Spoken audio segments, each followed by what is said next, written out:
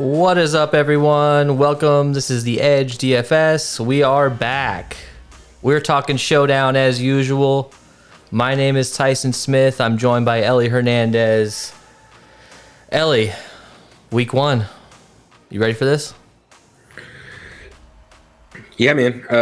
I've been missing out on some real sports. I kind of took a little hiatus from the daily fantasy sports here because I've been dealing with some heartbreak with my Phoenix Suns. Every time I feel like I'm about ready to start getting back into sports, I just feel this depressing wave come over me. As you can see, I'm repping my shirt.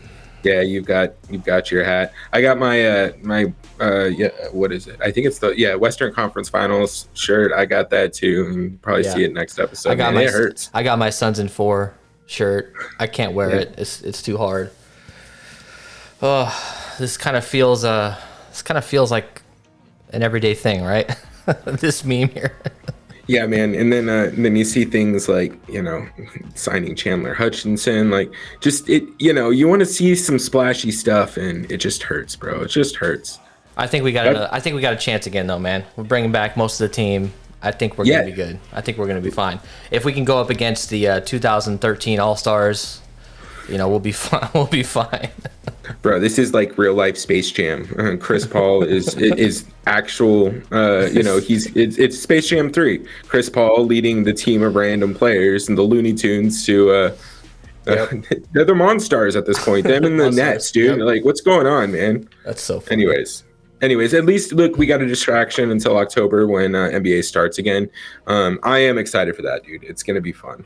Well, we're talking NFL. It's coming back. Thursday night football. Cowboys at the Bucs.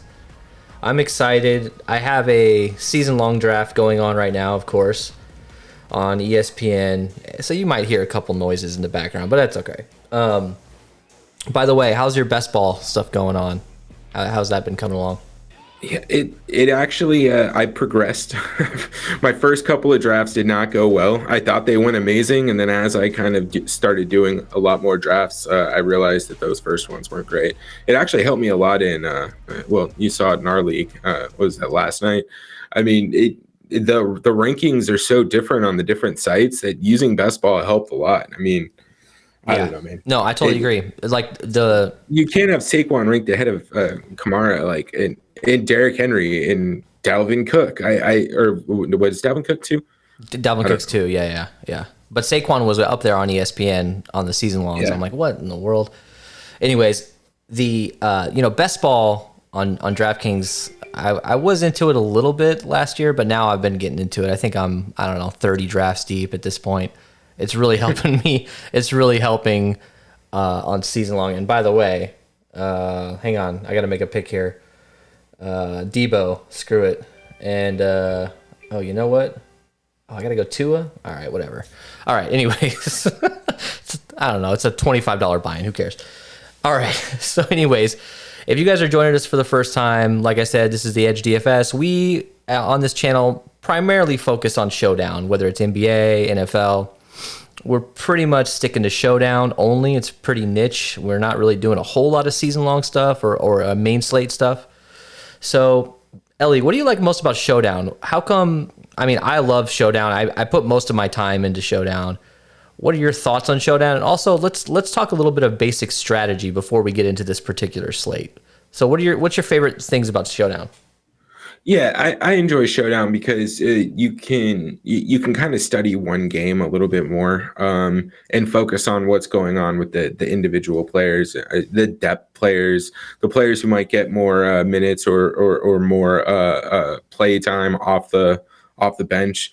And honestly, it helps my main slate regular contests because it gives me a little bit more knowledge of what guys you can play. You start looking into the ways that Tom Brady will use his different wide receivers, and you can really start gaining a little bit of an edge on the field just because you have to be studious of what's happening with that one single game. And quite frankly, I like to gamble a lot. So it's really nice to sometimes just be like, hey, dude, I think Cordell Patterson's going to have 3 touchdowns and 150 yards and just jam that guy into captain. So, you do have a little bit more reason to get weird. And I just enjoy that. It's kind of fun to see if you can guess right, especially in the NFL, because it's hard to sometimes guess that Darnell Mooney or Anthony Miller is going to have 3 touchdowns and 100 yards for the only time in their life. Like, you know what I mean? But sometimes you nail it, and it's fun to try and figure that out. Yeah, it's crazy because you can really zoom in and play some of these players that you would never play on main slate. Like you said, Cordell Patterson, putting him at captain randomly and him scoring a touchdown at less than 1% owned in captain can really be fun. Also, it's pretty crazy sometimes when you jam some of these $200 guys in and they score a touchdown. It's pretty fun to do that, as opposed to just sticking with the guys that everyone else knows. So, Ellie, what are some of the basic strategy sort of rules that you employ when you are building your lineups for Showdown specifically? And talk to us a little bit about tournament versus, single entry and cash. Obviously, single entry cash, you can go a little bit heavier at quarterback, at captain, or some of these really high owned guys at captain. You don't have to get too different.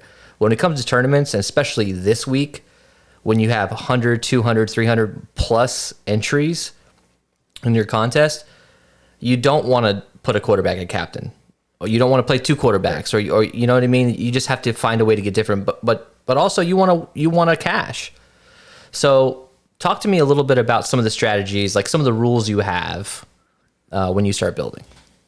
So and this is where I think it's really important for Showdown, and I think the strategy might actually be a little bit more different than like MLB or NBA Showdown. I think specifically for the NFL, it's really, really important. Well, okay, I'll take back the MLB point because correlation matters there, but correlation really matters when you're talking about NFL Showdown, and the way you can kind of put that into practice is by coming up with a game script. What do you think is going to happen if Ronald Jones is going to rush for 150 yards and 2 touchdowns?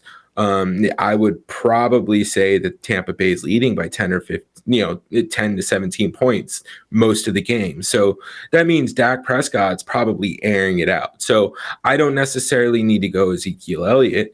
And I can start getting, I can still probably play Dak and Tom Brady with, Ronald Jones or whatever, and still be able to get different because guys like Michael Gallup will go under the radar. And I know we're talking a little bit about tonight, but it's easier to kind of explain it with some analogy. And that's how I like to approach it. And when I'm doing like a MME or a mass entry on a Showdown slate, I'll handpick my lineups to kind of cover several different game scripts, and that's how I'll submit 20 max, for example.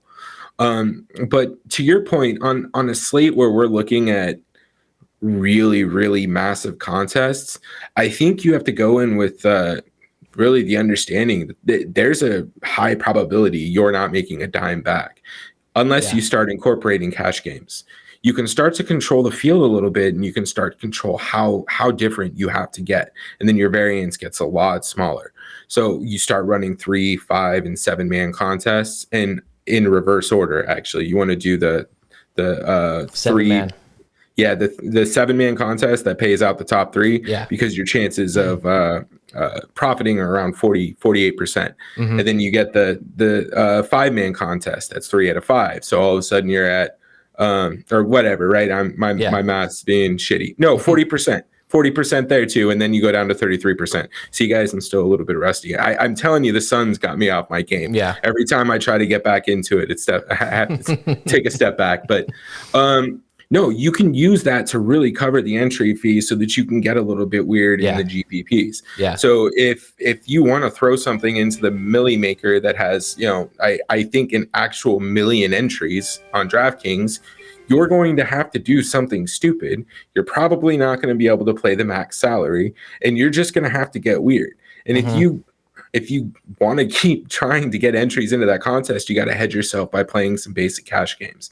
And I think that's kind of some of the basic stuff that we'll probably get into a little bit more over the season. But yeah, I would highly. Does that answer your question? No, it does for sure. I would highly suggest going in and actually tell us how to enter those. You're the one who showed me this, and it's especially in NBA, it's unbelievable doing these 7-man, 5-man contests.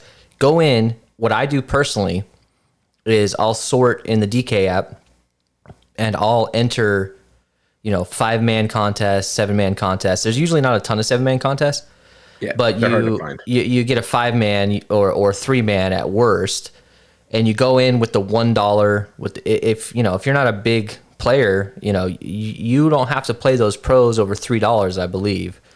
So if you stick with the $1 and then the $2 entries, and you just go in there and manually reserve those entries, it takes a while. I'm not going to lie, but if you do like 10 to 15 of those, or however much you want to spend on your cash games, you're going to pay for your tournament entries most likely, because you're going to win a lot of those, especially if you have good projections and you have good game theory to build those cash lineups. You're going to win a lot of those. How do you give the viewers a little bit of tips on how to actually sort in the DK app to find those, because those are amazing. Yeah, I mean, honestly, it would probably be best if you all just join the Discord, and I can send you a quick little video. But when you go into the contest, right, you want to go to all contests, and then there are some search filters that you can apply. Go to the bottom and actually change it to a max of 5. Sorry, there's a fruit fly in my office. Anyways, and try to match it to. Thanks, man. Yeah, he's pissing me off. But you can scroll down and apply a filter to max it at 10 or 20. And I will put 20 entrants as the max, so that I can kind of scroll through and just do the math, right? If you see something's paying out 8 out of 20, that's a really good cash rate, right? That's a contest you want to get in, even if it's a marginal return. I mean, you're going to be able to make up for a lot of the stuff you do in GPP, and be a little bit more comfortable getting weird when you play those contests. Like, I don't want to go into Thursday night excited that I'm going to play Giovanni Bernard, right? The dude's been on the team a week and they haven't practiced since, right? Mm-hmm. So the way I can be comfortable doing that is by getting in one of those 5-man contests and not playing him in any one of those lineups. Yeah, totally. So guys, just to give you a heads up, obviously this is the first video of the season. We're going to be talking a little bit more about general strategy, as well as obviously we're going to break down each position, get into, you see the top here, we get into our fade of the night, our captain, we build a lineup, we build multiple lineups together, and then we sort of send it out with our final predictions. If you look below, we're going to have everything time-stamped. If you want to just skip to whatever part you want to see, go ahead. It's all good. But at least to start, we're gonna start with a little bit more strategy. We're going to get into injuries here in a second. But last question, it'll be real quick. What are some general rules? Like, for example, if you have a quarterback, a captain, you should, put at least 2 of their pass catchers in the flex. Don't you agree with that?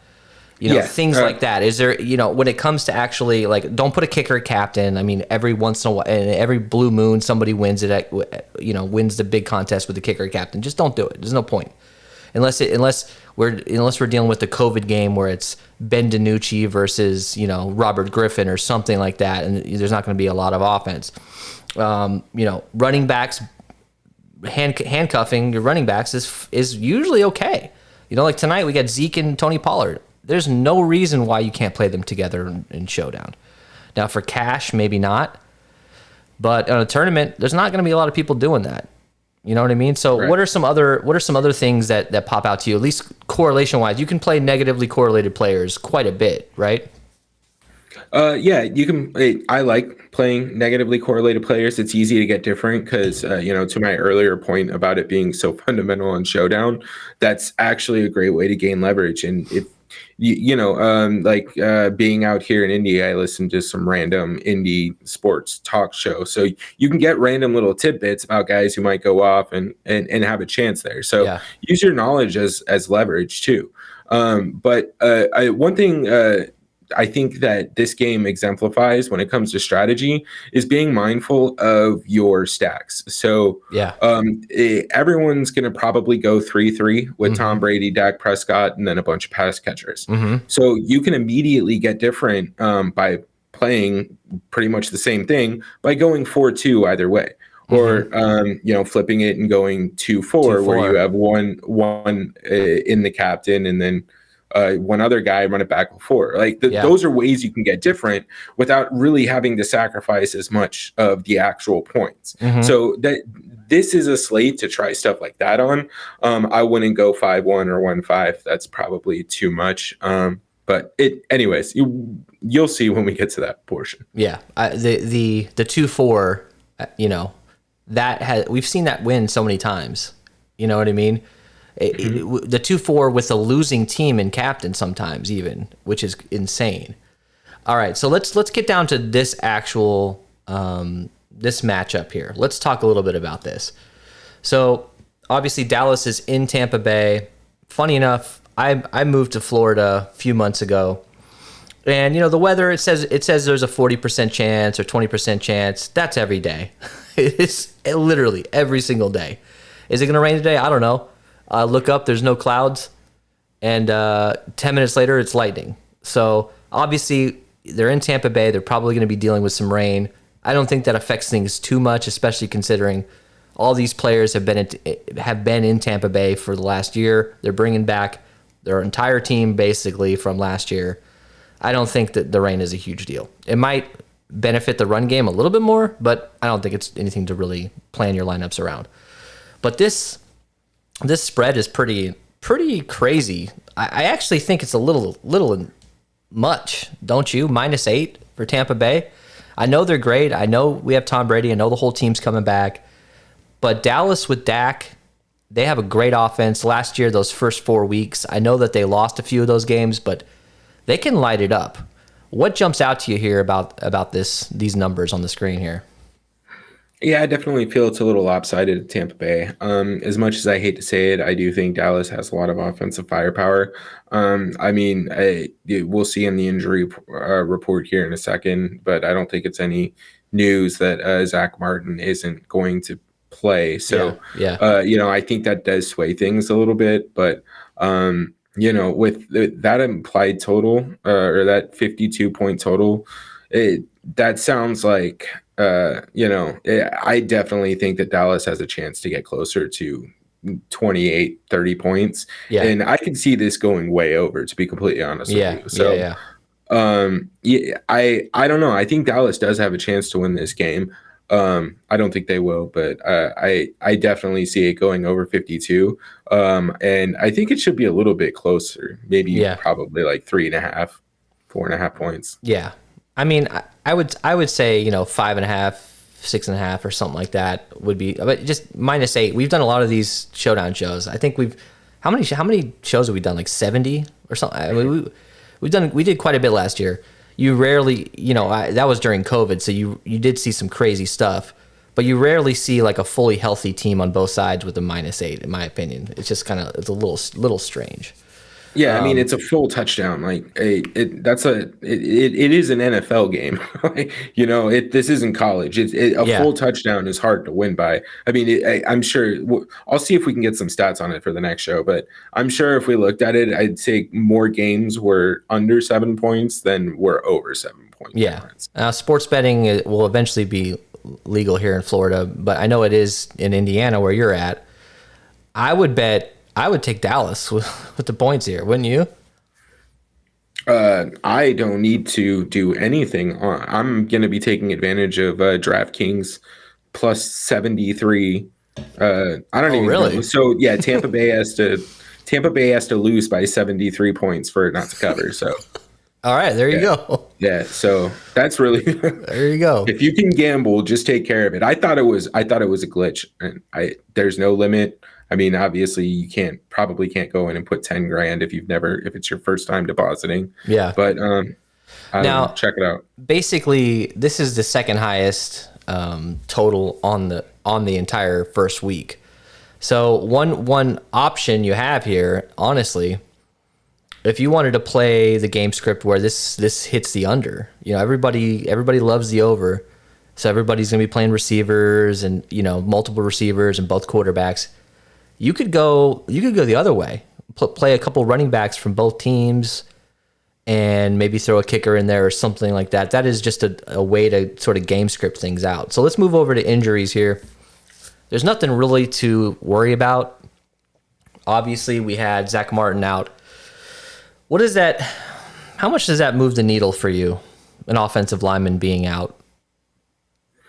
I mean, it doesn't change all that much for me. It was kind of odd to say he's a great offensive lineman, but or at least he was when I remember him playing. But I still think both teams are capable and they have enough weapons on offense, or at least the Cowboys have enough weapons on offense that they should be able to adjust pretty quickly. They'll have everybody healthy other than him for the most part. So Zeke should be able to take some of the pressure off of what would be a more robust pass rush. And if he can't, then that's a different issue and probably why the line's at +8. So yeah. So there's nothing really to worry about here. All these DMPs are most likely just veterans. I think Jordan Whitehead, safety, was actually kind of hurt, but that doesn't really affect us much. There's not really a whole lot to talk about here, thankfully. I know we got Gio Bernard on here and Antonio Brown, Chris Godwin, Rob Gronkowski. I wouldn't worry about that. They're going to play. I'm not worried about that at all. All right. Well, you want to just move on to this breakdown, man? Let's do it. All right. Let's cue this up. Let's move the breakdown over here. Let's do it. Break it down. All right. We're getting into the breakdown, guys. If this is your first time watching, we go position by position. And we talk about both teams, and we talk about the salaries. I don't know why Garrett Gilbert is still selected there. Let's move him out of here. All right. So Tom Brady's at 11.2K. Pylon Prescott is at 10.4K. They're really not. Their median projection is basically the same. So the question here is, can we fade one of these guys in large field tournaments? I'm going to answer that first. I don't think you can fade Dak Prescott. I don't think so. I will probably have Dak Prescott in 95% of my lineups. But with Tom Brady, there's easily a game script that plays out where, he throws for 2 touchdowns in the first quarter, maybe Rojo and Fournette run for a few here and there. And it's game management time, being up by a few touchdowns in this game. We've seen it happen a lot with these great quarterbacks where, the team jumps out to a heavy lead and the other team is just pass crazy the entire rest of the game. In my opinion, you probably can. Yes, I can, Ellie. You probably can fade Tom Brady a little bit, but I wouldn't do much with Dak Prescott. What are your thoughts on that? I mean, I'm going to keep it pretty simple. I think you're exactly right. I think you can fade Tom Brady. I even think there's a case to fade Dak Prescott, but I'm just not going to. I think both are going to come out and light it up, and I think there's plenty of ways to get different on this slate and not have to sacrifice a potential shootout on one of the higher totals on just the slate in general. Yeah, I hear you. How much captain are you getting on any of these guys? If you're doing 20 lineups, for example, your portfolio, how much are you going to have in captain of each of these guys? Maybe 5%, 10% of each. I think there's some unique builds you can get with like Dak and CD and then Tom and 3 other bucks. So, stuff like that might be viable to get a couple of them at captain. But I think there's some interesting value already, so that you may be fine just throwing them in at flex and jamming in a bunch of high priced players. Spoiler alert, both of these guys are the highest owned at captain. If you're going to put them at captain, you're going to have to go crazy with like multiple $200 guys or something like that in order to, like, you don't want to hit first place and tie with 5,000 people. There's really no point in doing it. So you got to be different. Let's go. Well, I guess and here's another way to put it too. Like think about it this way. is, do you think there is an offensive player, not a quarterback, that can put up 150 yards and 2 touchdowns in this game? If the answer is yes, you probably need to be playing that person at captain. And because the quarterbacks would need a rushing touchdown to be able to compensate for that. Yeah. All right, let's move over to running back here. So let's start with Dallas, right? You got Zeke Elliott at 9,600, and you got Tony Pollard at 4,200. Now, I know a lot of people are really high on Tony Pollard this year. I mean, look, I love the backup, running back who can catch passes out of the backfield and rack up like 4 or 5 receptions, 30 yards receiving, maybe 50 yards on the ground and a touchdown. I love that stuff. How much can you play of Tony Pollard in this game, especially if you're doing the game script where they're playing from behind? I think obviously Tony Pollard's going to get a lot more opportunities. But with Zeke Elliott at 9.6K, that's a pretty hefty price for him if you think that that Dallas is going to be down in this game. What are your thoughts on how to handle the Dallas running back situation? Because everybody's going to be playing the wide receivers and the quarterback. What do you think about Tony Pollard and Zeke Elliott? I think they're an acceptable handcuff if you're building a game script where you think Dallas is going to pound it out, right? I think that's an option. I also think you can run some Tony Pollard if, to your point, if Dallas is playing catch up and they want to get somebody a dump off pass in the flat. That's viable. But their prices are just a little too mumuch for me. Even Tony Pollard at 4,200, that's not going to get it done. Especially when we get to the other side of the ball. I think you have a much better opportunity to spend up slightly and get at least 50-50 touches. So that's really my concern with him. But again, his ownership is, from what I can see, is projected low enough that it is going to be worth getting a specific game script to get Tony Pollard and probably Ezekiel Elliott in the same lineup. Yeah, it'll be unique for sure. My thoughts on it are Zeke in this particular matchup, especially with the way we think this game is going to go. Look, he didn't have a good year last year. Mostly not his fault. I think he's going to come out and have a bounce back year, but I don't think it starts week 1. I think it's going to be a little bit of a rough start for him. I think he's going to have an average game. But look, let's just be honest here. If he scores a touchdown and gets you 100 yards, he's most likely going to be in the winning lineup, unless it's an absolute shootout. So I'm more likely to choose Zeke as the guy I kind of fade.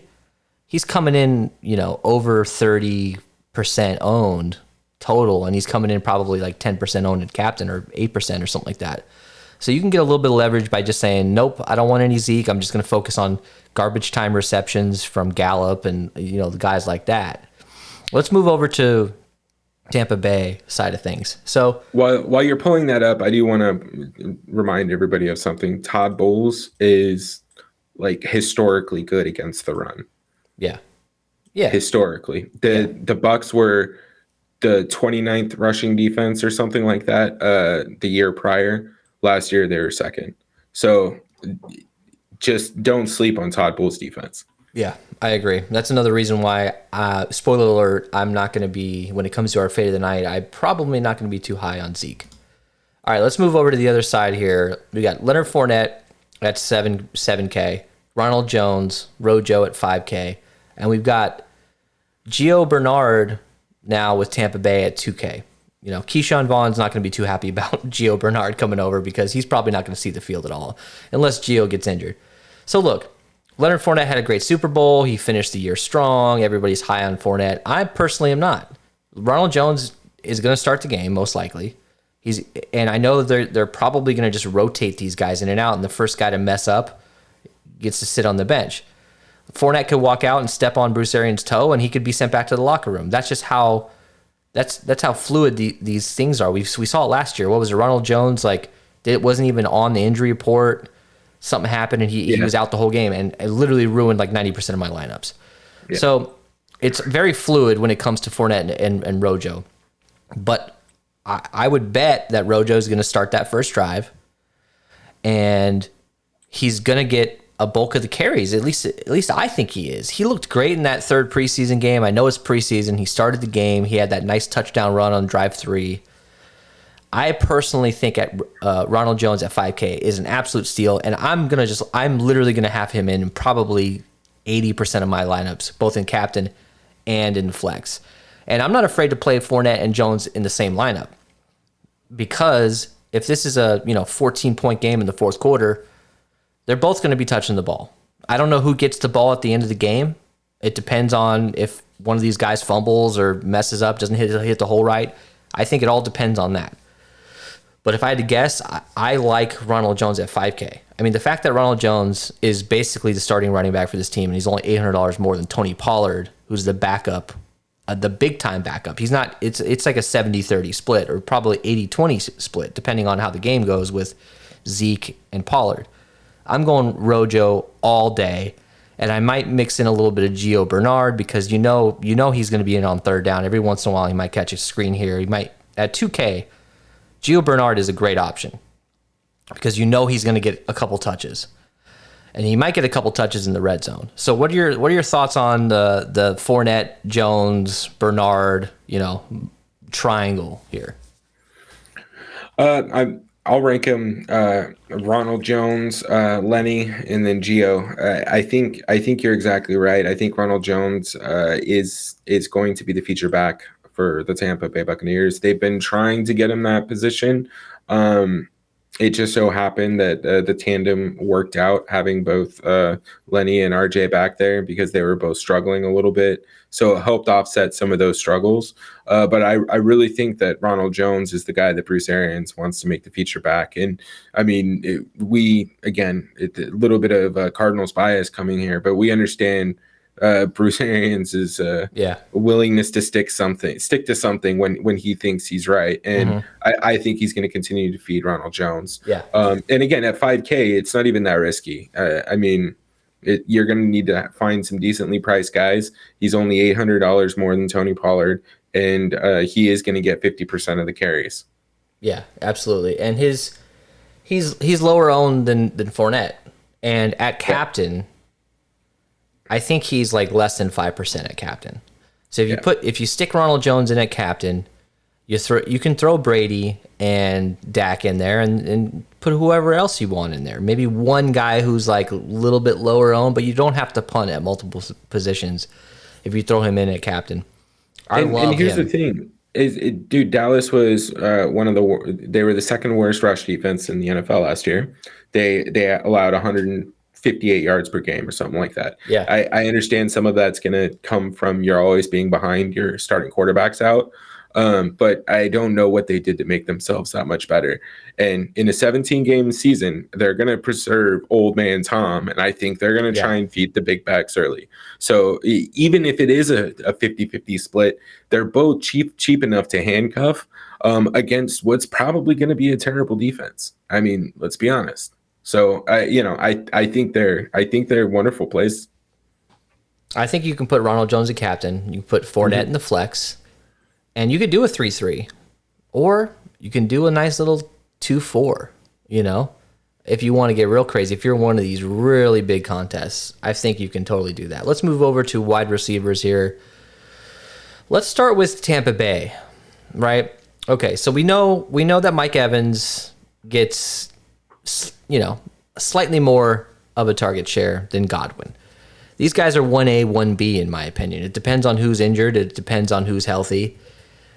Mike Evans and Chris Godwin in the same lineup is not a bad thing. I think traditionally speaking, when one goes off, the other one has a little bit of a quieter game, but that's not a rule. That doesn't happen every single time. In a one-game slate, Brady, Evans, and Godwin in the same lineup, it's going to be probably pretty popular, but I like doing something like that and then getting different on the other end. But Mike Evans, he's the guy who's gonna get a bulk of the red zone touches. But last week in the preseason, Godwin got a touchdown right down the middle. Evans got a couple targets on the drive before. Who knows what's gonna happen? So when it comes to Evans and Godwin, we'll talk about the other guys here in a second. But Evans and Godwin, can you put both of them in the same lineup? They're pretty expensive. You're gonna have to get a $200 guy or $2,000 guy. Are you doing anything with Evans and Godwin's in the same lineup? I don't. This one's hard to comment on. For a while there, they were so negatively correlated that you couldn't put them in the same lineup. Then what was it towards the end of last season? If I remember correctly, they both just started going off together. And so now I'm undecided. So if I take a stance here, they're going to do the opposite of it. But I think we lean more towards the negative correlation here in the early weeks. I think you choose one, you don't run them both, even without the salary limitations. I think you choose one, and then you stack them with Tom Brady and maybe one of the other pass catchers or running backs. And I think people are going to try and be high on Tom Brady, Mike Evans, Chris Godwin anyways. So you may be getting different by not having them both in the same lineup. I don't see them using everyone to full capacity, especially when Mike Evans is going to live with a questionable tag the whole season. So will Godwin and Antonio Brown. Yeah. So well, let's just say this: if you're going to go like a lower end price guy from Dallas at captain, you're probably in your optimizer is probably going to jam in a lot of Evans and Godwin and Brady together. It's probably going to happen a lot. If you're going high priced at captain, you're probably going to get almost none of those combinations. So it just depends. I mean, I don't honestly know how to treat this. This is going to be tough. I'm more likely to set a rule where I just want to do one of these guys and try to find a lower end. I don't love Scotty Miller. I don't love Tyler Johnson, but I wouldn't be opposed to throwing those guys in a couple lineups with Brady and Evans or Brady and Godwin. I'm more likely to go cheaper at tight end. We'll get to that here in a second. Do you like any of these? So Antonio Brown is 5,600. The optimizer loves Antonio Brown. I think he's in a total of like 90%. When I crunched about 150 lineups, he was in like 95% of the lineups, both at captain and in flex. I know you like Antonio Brown a lot. Are you going to have a ton of him? He's not that high owned. He's middle of the range owned. He's yes. he's right around Gallup's ownership. When was the last time he played a full season?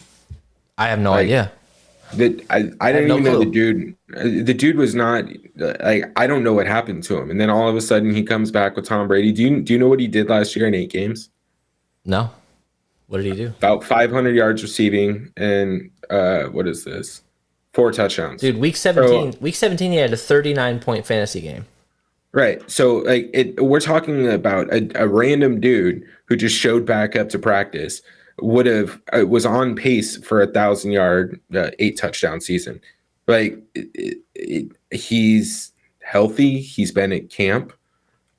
He's got his act together, and he's underpriced. So I'm gonna have a lot of him, he's gonna tear it up, man. I have a good feeling about it, AB. Yeah. But and I don't, because he's so well priced, I don't really want Mike Evans that much anyways on Thursday, because again, the Q tag does scare me a little bit, and he's priced a little bit high. I want to stack Chris Godwin and Antonio Brown, and then I'll stop there because I do want to talk about your tight end point when we get there. I'm not playing Scotty Miller or Tyler Johnson. All right, so Thursday night, though. So yeah, I don't think I am either. There's other better price guys that I think of course when we say that Scotty Miller is going to have a 65-yard touchdown reception. All right. Now in the like 1 million entries, sure. Yeah. Maybe. Yeah, exactly. All right. So Dallas, this is an interesting situation.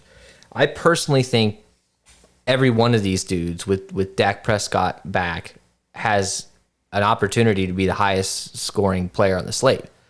Amari Cooper is the man. So let's look at, before Dak got injured,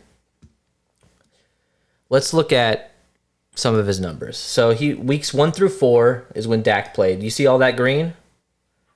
Yeah. Right? Yeah, 16 targets, 12 targets, 9 targets, 14 targets. Dak and Cooper, that's the team right there. He's gonna get a ton of targets. He's gonna have a great game. And I think people are forgetting about him because of the hype with CeeDee Lamb. I like CeeDee Lamb too. I do. But let's just look at CeeDee Lamb's ownership. Where's he at? He is the same exact ownership as Gallup, and they're about the same price. I'm going to take Gallup every single time. Or I'm sorry, not Gallup, but Cooper. My bad. Don't you agree? Lamb and Cooper at the same ownership and this basically the same price is $200 cheaper for Lamb. Aren't you going to take Cooper every time, or am I off? No, you're not off. I think a good Amari Cooper makes this whole team better, and I think that connection early for Dak is going to be huge. Restores confidence. So, I don't know. They shouldn't have priced CD and Amari so close together. That $200, and I'm seeing different ownership on my side, dude. What are you saying? They got Cooper at half. Wow, if that's the case, that even proves my point even better.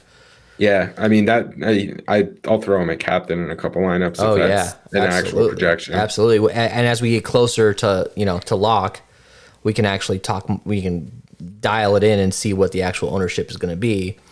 So look, one of the guys that's going to go under the radar is Michael Gallup at 6,200. Yeah. Last year he was the number 2 throughout the year, and I think he had like a rough. Honestly, like the Cowboys season last year, it doesn't really matter past week 5. But Gallup, we've seen him have big games. And I think with Dak back, you could see Cooper, Lamb, and Gallup all with a touchdown. So what are your thoughts on Gallup? I mean, at 6,200, he's $2,000 cheaper than Lamb, and I could see Gallup outscoring Lamb this week in fantasy. Yeah, absolutely. I definitely think that Gallup's a great choice, and I will have some exposure to him. The only thing that's interesting to me is I'm seeing him higher owned than Antonio Brown, and Antonio Brown is $600 cheaper. So I initially, when I was doing my first looks at the slate, I was actually feeling pretty high on Michael Gallup. But kind of just as we've broken this down a little bit more, that AB projection that I have over here and his price, man, like it just makes me hard. It makes it hard for me to want to go anywhere else. Now, if you want to crown them, then crown their ass. Yeah, man. Yeah. Oh my God. Okay. All right. So if you had to put these guys in order, all these receivers, every one of these guys is gonna be high owned. If you had to put these guys in order based on the spread, based on what we think is gonna happen in this game, who's your number 1, 2, and 3? I mean it's Cooper. It's Cooper at 1, and then Lamb or Gallup.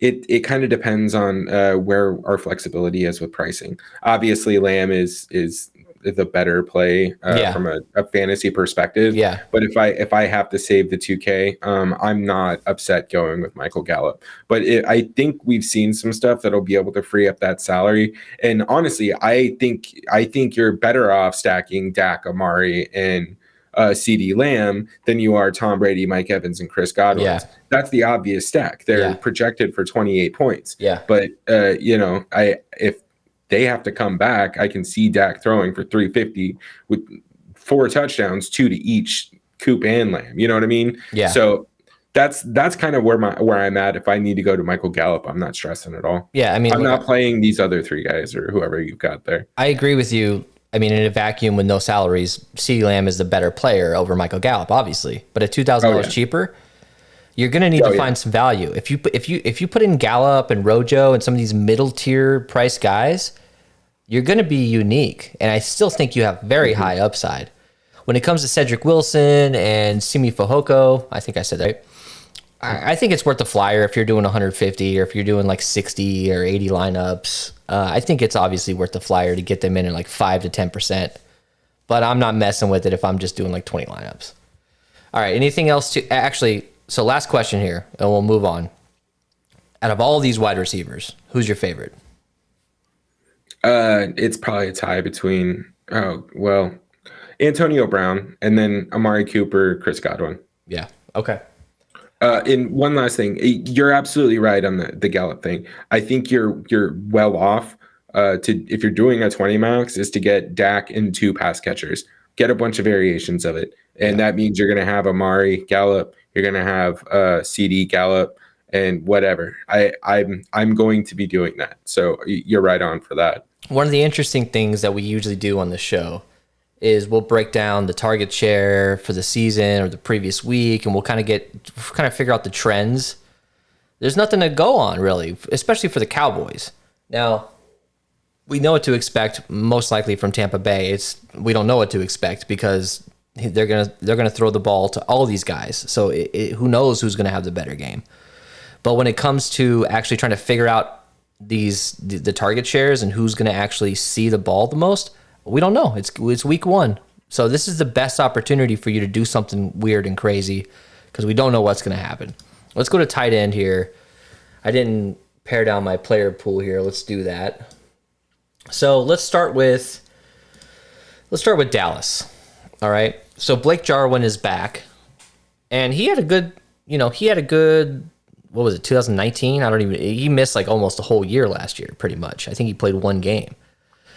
He's a solid option. Now, coming back from injury, being out that long, I don't know what his impact is going to be, but at 5,200, I could totally see him catching a few touchdowns in this game, especially if it's high scoring. Now, Dalton Schultz also is a decent option. And you also have Jeremy Sprinkle now at $400. I know he was on the football team last year, and I think he might have caught a couple touchdowns. This will be the last time we talk about Sprinkle, but I just wanted to bring it up at $400. No, he didn't catch any touchdowns last year. I think that was the Redskins the year before. Oh, wait, what team was he on last year?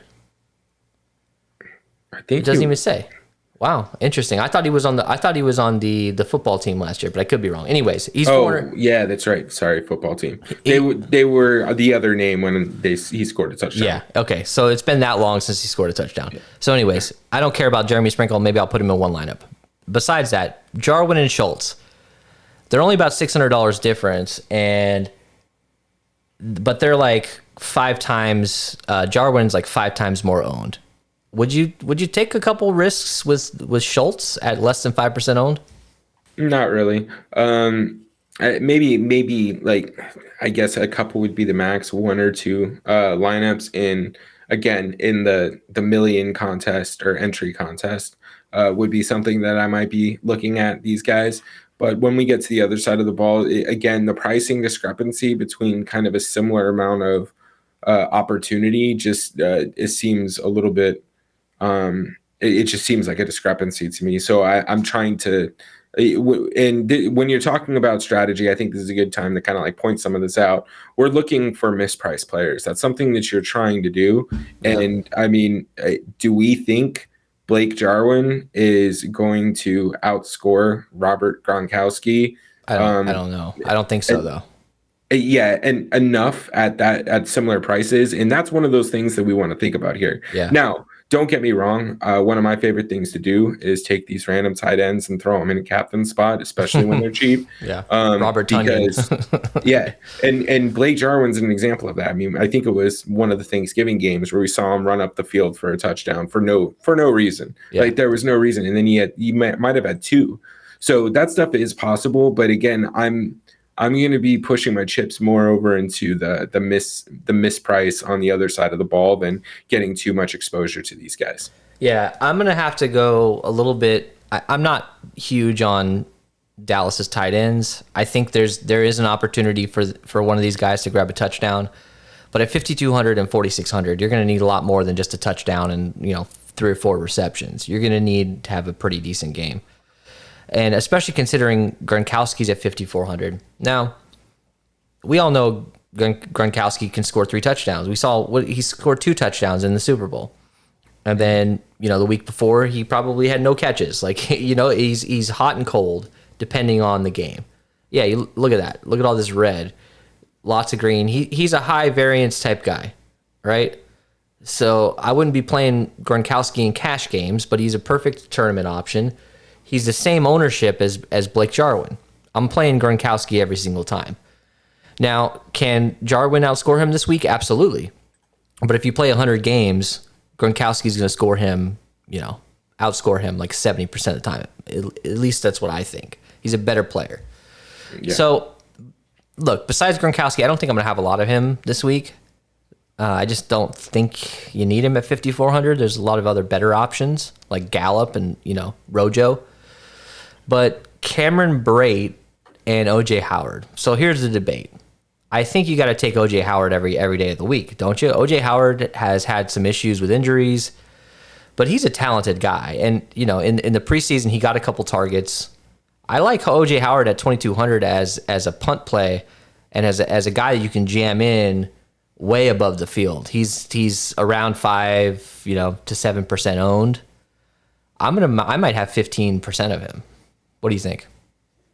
Yeah, I'll probably be close to 10 to 15% on OJ Howard, and I will probably end up with a really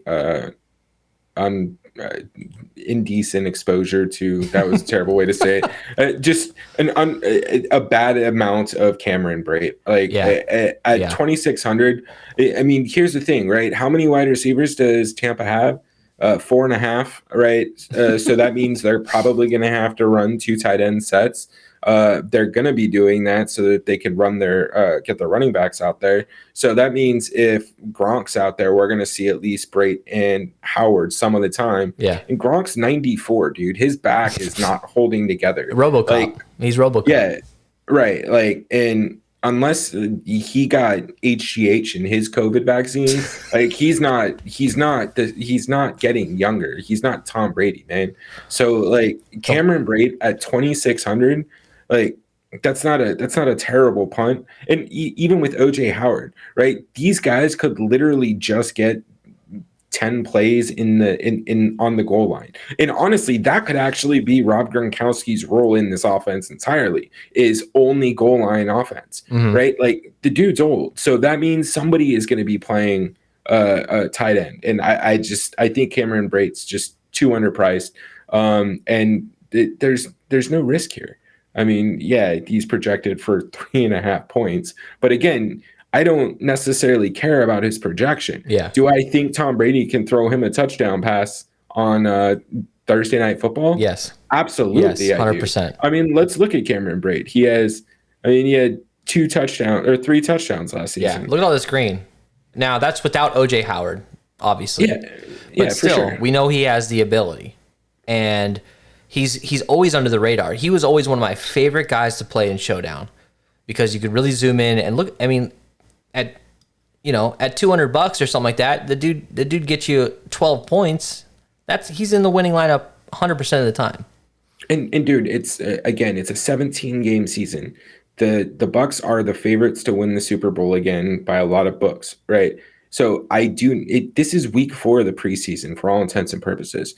Teams are not going to be as risky. They have to survive 17 games. So Gronk, I don't know, man. He's got to be on a pitch count.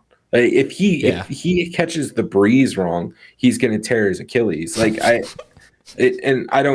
was a bit dramatic, but I mean, they're not the Ravens. I get it, but look, too soon was.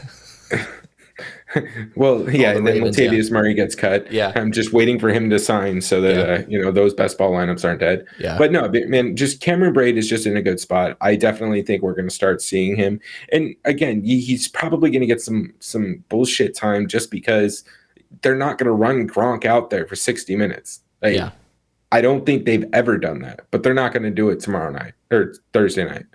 All right. So typically I don't have a problem doing this, but with all the options this week, there's no way you're playing two tight ends in the same lineup, right? Right. No, I'm not doing that. Typically, I don't care about that, but there's just so many other better options, especially at these prices. Yeah. No, I'll choose Brate or OJ Howard, and to be honest, I will choose one tight end in my lineups. There's just I'm trying to spend down with probably a low ownership play so that I can get as many of the pass catchers in as I possibly can. There are so many options. The defense can only guard so many players.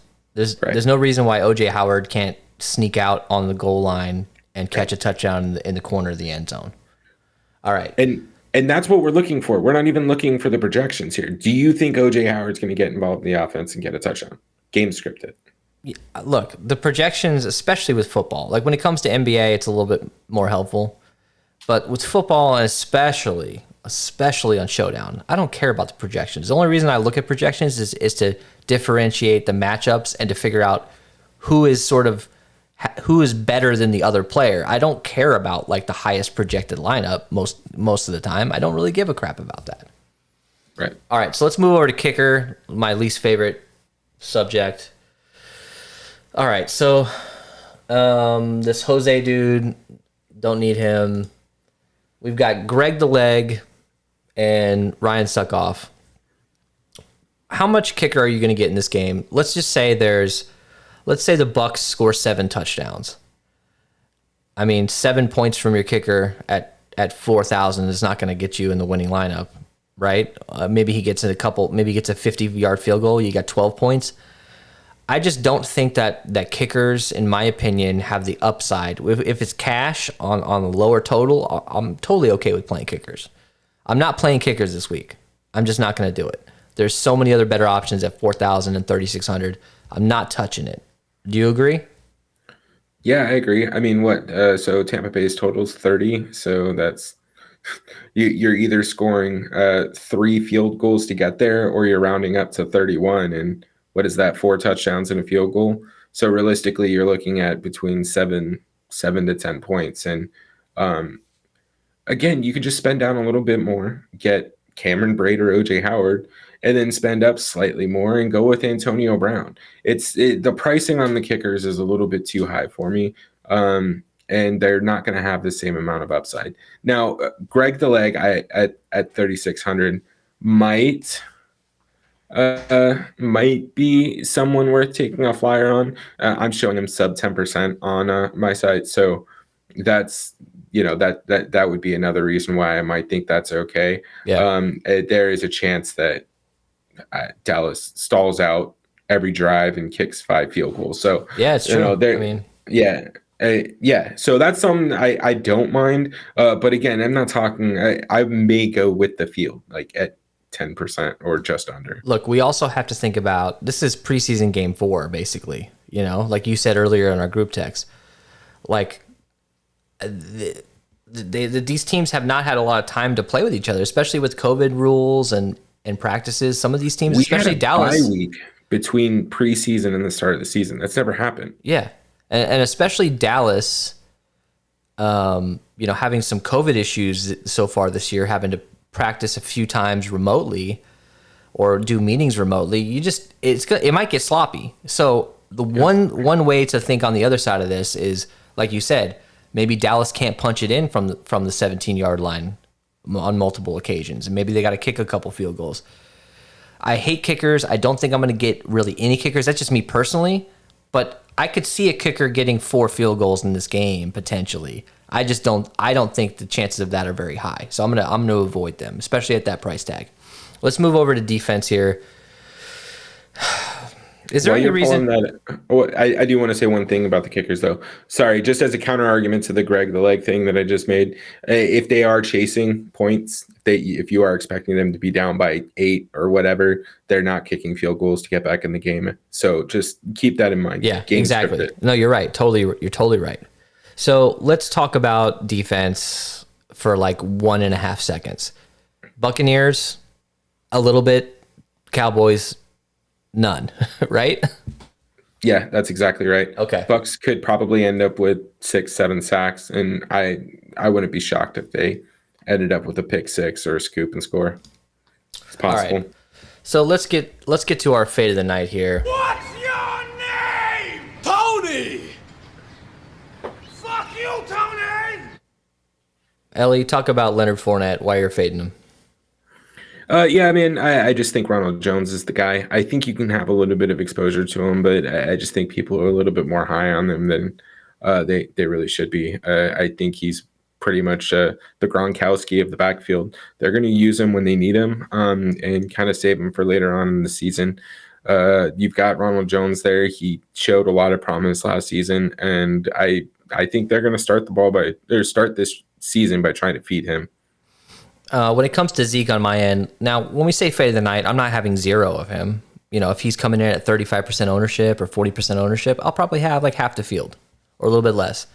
I just feel like in this particular game script, Zeke is probably not going to get as many opportunities as I'd want him to, especially at that price tag.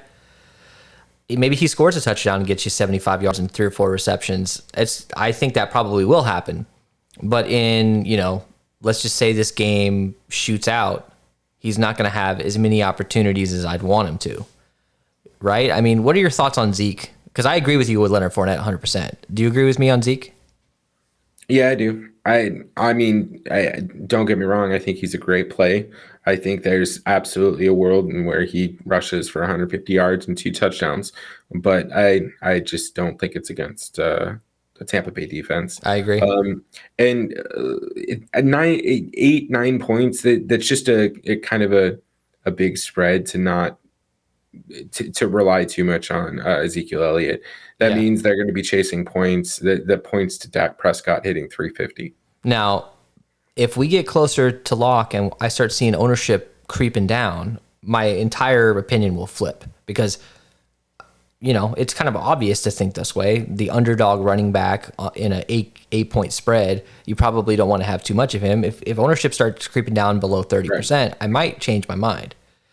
So we'll see. Then build a game script for that. I mean, you can easily build a pretty fine lineup with Dak and Zeke even, and then still go 2-4 with Tom Brady and some pass catchers. So like there's other ways to get different where you don't have to completely fade him. But I don't know. I'm with you, man. I don't think he's breaking the slate on Thursday. So the next segment is our captain choice.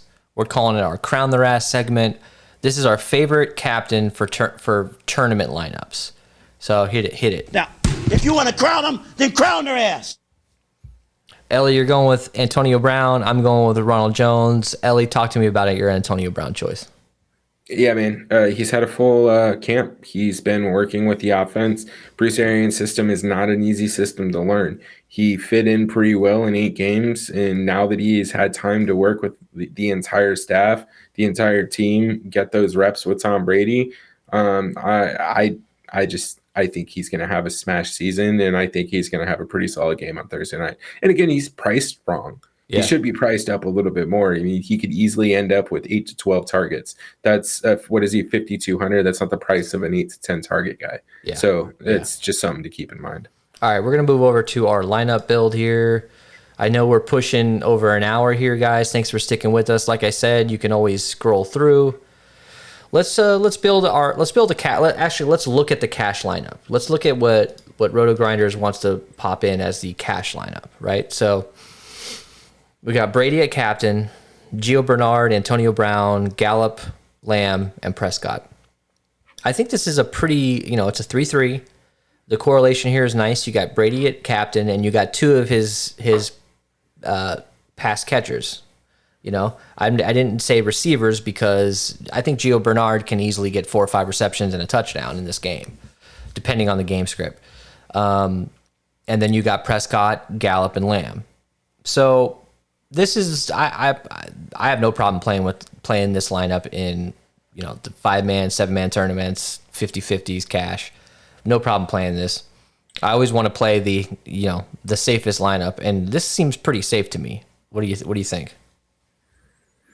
Yeah, it does. I think the only piece that is a little bit scary from a cash perspective is just the Gio Bernard. If he's really projected for sub 10% ownership, may want to find a little bit more chalky guy to go with. But other than that, I don't think this is terrible. I mean, as a pure punt, it's very possible that this will get you there. If the kickers were a little cheaper, I'd stick the kicker in. You would be able to afford it, but at 3,600, you're just short of sticking the kicker in there, unfortunately. Let's build. Oops, I don't want to save that. Let's build. Come on, bro. Let's build together. So I'm gonna defer to you here. What kind of lineup do you want to build? Do you want to build an AB lineup first? I do, and I want to violate my rule and go 3-3. Well, with Antonio Brown at captain, I think, what do you see in captain ownership for him? Can you see that? Yeah, that's what I have. Yeah, like under 5%, right? Yeah, so under 5. it's pretty darn good. And look, we're recording this Tuesday night. These ownerships will change. I promise you that. They'll change up to the minute before lock. So we're not really giving anything away here a few days before. We're not really giving anything away. I would, whatever service you're paying for, just keep refreshing. All right, so with Antonio Brown at captain, we got to have Dak, right? There's not even a question here. And if we have Dak, we got to have at least a Tony Pollard or two of his receivers, right? Yeah, I want Amari and CD. Okay. So let's go CD and let's go Amari Cooper. That leaves us with 7,300 per space. Now we're at a 3-1 right now. Do you want to fade Tom Brady on this and go? No, you want to put Tom Brady? Yeah, I want Tom Brady because again, the low ownership on Antonio Brown, it makes it worth putting in both quarterbacks. And here we get to go to the debate that you and I were having a second ago. Which tight end? Yeah, I think you just do a few you do a few lineups with either. You go OJ Howard or you go Bright. Yeah, and I mean I think that's solid, man, because I don't necessarily want well, I guess fading Chris Godwin and Mike Evans in the same lineup is pretty risky. Yeah, but it is. Even then, I mean, you can probably come off of Amari or CD pretty nicely and spend up somewhere. Come off of Tom Brady. Like there's a couple ways that you can get a couple different guys that you might like here in this build. But I like this lineup a lot. Yeah. So let me do a remix on this, right? So let me pull CD Lamb. I love Cooper.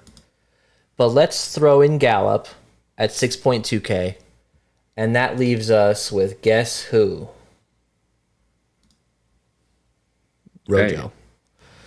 So you've got Brady.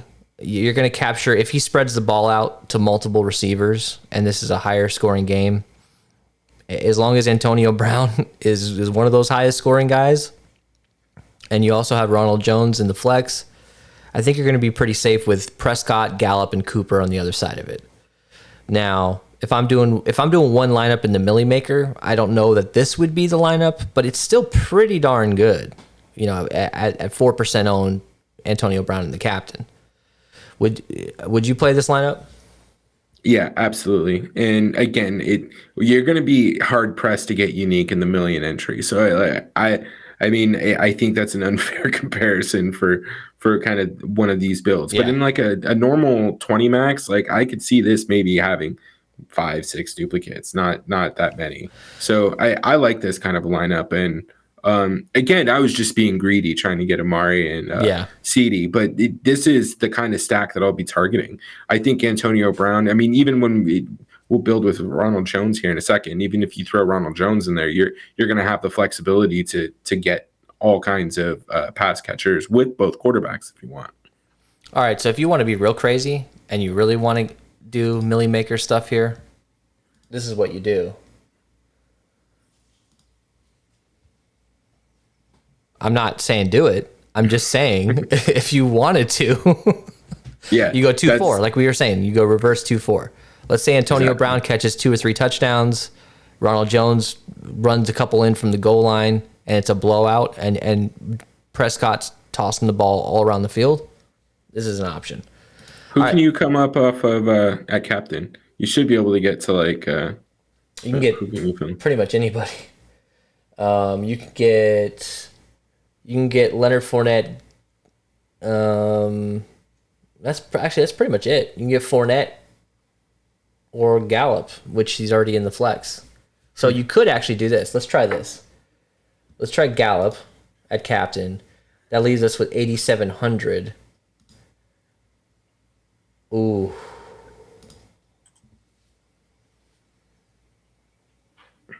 Yeah, it's not bad. Hate that. You don't like it? No, I said I don't hate it. It's not bad. And like I said, I don't love fading Tom Brady, but there is a situation, like I said, where he throws for 2 touchdowns and then he's just kind of a game manager, and you've got Chris Godwin with 2 of those touchdowns, and you got Ronald Jones with another touchdown, and then that's and then you have multiple field goals, or you have Rojo with 2 touchdowns. Who knows? Right. But this is at 3% ownership at captain, and the way we're building this is no one's gonna have this lineup except for the people watching this show. All right, so let's go to Rojo and see how easy this is to build. Another thing we like doing here is seeing how easy it is to build with these captains. Sometimes you put a guy in captain and you're just like, I can't find anybody I love in that last slot, and it just kind of sways you the other way. So let's try Rojo at captain.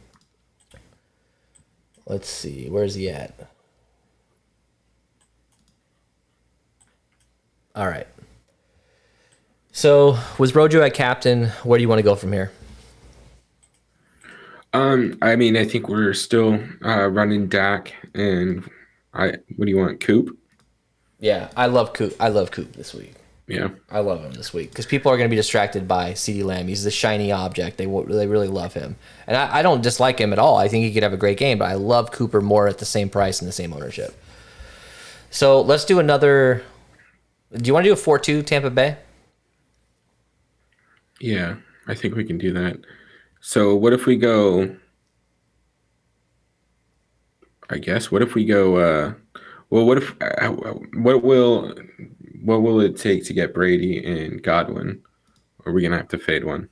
Well, let's see. Brady. We're gonna have to punt at one position, which is probably okay. No, not too bad. 3,900. So that leaves us Greg the Leg, Cameron Braid, or OJ Howard. So actually, go to Antonio Brown instead of Godwin. What does that leave us with? Let's see, 5,600. That leaves us 6,900. So we could get Gallup. This would have been perfect here. Yeah, that's $100 short, man. I would love that. I love getting a running back in captain and getting his backup or his other running back in the flex because nobody does that. Well, you know what we can do? Go ahead and put him back. Okay. And then swap out Coop for CD. Okay. Yep, you're right. It's worth doing just so that you can have that build. I love this lineup. I really do. I really do. Yeah, these are the kind of lineups you have to build and show, and you got to get a little bit creative. You can't just pop CeeDee Lamb and then hit optimize, and you got to get a little bit creative here. And I'm going to save this lineup because I'm going to enter this in something. Yeah, and I mean, now keep in mind, right? Like somebody, I don't know, that should be pretty unique. Nobody's going to have RJ at captain and run back with Lenny. And having CD, I don't know. I like that lineup. I do too. I do too. All right, guys. So as we get closer, obviously, hit us up in our Discord. We'll put the link in the description below. We're a growing channel, so if you guys don't mind throwing us a like, throwing us a subscribe, we're going to be doing showdown videos for as many slates as we possibly can. Last year, we didn't miss one slate last year after, I think, week 5 or 6. So show us some support. We really appreciate it. Let's do one more lineup, Ellie. Let's do something a little bit crazy here. I'm gonna lean on you to do something crazy, and then we'll get into our predictions, final thoughts, and then we'll send it out. What, you got any crazy ideas here? Yeah, putting Cameron Brady captain. I told you guys I like captains. Oh, I like tight end captain. Bro, if he has a touchdown at 2,600, I mean, it's one way to play it. You put Cameron Brady at captain, and then you just go heavy everywhere else. Let's actually see what it does here. Let's hit optimize. Let's just start at the top. Look at that. Tom Brady, Dak, CD, Mike Evans. Jesus. That come off of Mike Evans, go to Godwin. Okay. Okay. And you go to Coop instead of over Gallup? CD. Oh, over CD. Yeah. Sorry. Let's get Gallup back in. Let's pull CD. And let's put Cooper. Yep, you can.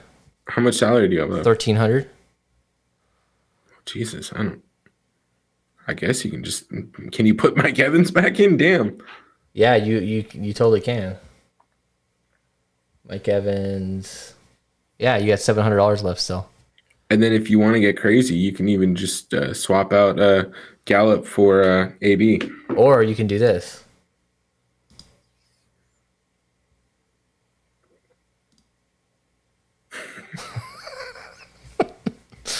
Anyways. All right, so this is worth entering into the. This is not gonna win. Like, this will not win.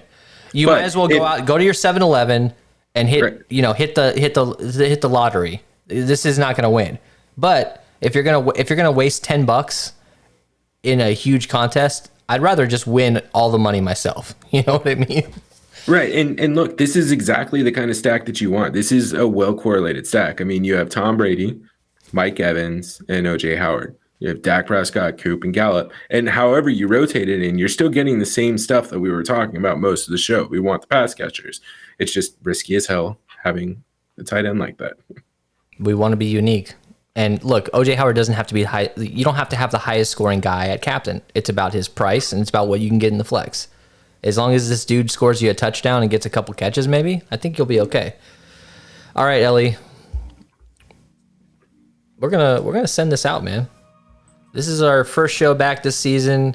How do you feel, man? Are you excited about the rest of this year? Yeah, I'm excited, man. I just, as a fan, I'm not excited about the Cardinals because, of course, they're starting to look good when the NFC West is good again. Yeah. But I'm just excited to be able to watch football again, man. I hear you, man. All right, so let's talk about. Actually, first of all, where can they find you on Twitter? At ADubsKing24. And you can find me at Tyson J. Smith 1. What are your? Well, what's up? And then the Edge DFS. We do have Twitter. For the Edge DFS. We will be very active during the football season. We took a little bit of a hiatus during NBA and MLB, but we're back. We are back. So, Ellie, give us your prediction here. Final score. I think it's 37-31 Tampa. I was going to say 35-21. I think it's going to be a healthy win for Tampa Bay. But I think in the first half, it'll be a little bit closer than everyone thought it would be, and then Tampa Bay will sort of pull away.